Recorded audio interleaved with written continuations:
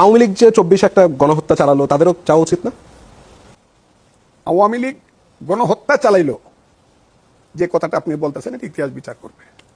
তবে 1400 মানুষের বেশি মারা গেছে, 1400-1800 এরপর যখন মানুষ গণতন্ত্রের কথা বলতে গেল তারপর তো নির্বিচারে গুলিও চললো, মানুষ তো মারা গেল, গুলি চললো, মারা গেল। জাতিসংঘ বলছে 1400 আস্তে বেশি আস্তে মানুষ বের মারা হবে গেছে। কত মারা গেল, কেউ কইতেছে 1500, কেউ কইতেছে 2000, কেউ কইতেছে 820। আমরা জাতিসংঘের রিপোর্টটা ধরে নিই 1400 আশেপাশে। জাতিসংঘের রিপোর্ট জি, ধরেন আপনি, আমি ধরবো না, আমি ধরলাম না। আপনার কি ধারণা? হ্যাঁ, আপনার কি ধারণা, মানে কি হয়েছে তাহলে? কোনটা? মানে ওই সময় তাহলে কি এত মানুষ মারা যায়নি? না, আমি এই কথাটাও বলতে চাই, এত মানুষ মারা যায়নি এই কথাটা আমি বলবো না। তবে একটা জিনিস বলবো যে এইটা ইতিহাস হইতে আরো বাকি আছে, এইটার ইতিহাসটা সামনে আসতে আরো বাকি আছে। এই কারণে বাকি আছে যে আপনি যখন আরেকটা হত্যাকাণ্ডকে অস্বীকার করতেছেন, পুলিশ হত্যাকাণ্ড, যার সংখ্যাটাও খুব কম না, কিন্তু এটাও মানে হাজার দিয়ে গুনতে হবে। থেকে কিন্তু একটা হিসাব দিয়েছে। কত দিয়েছে বলেন, আপনিই বলেন।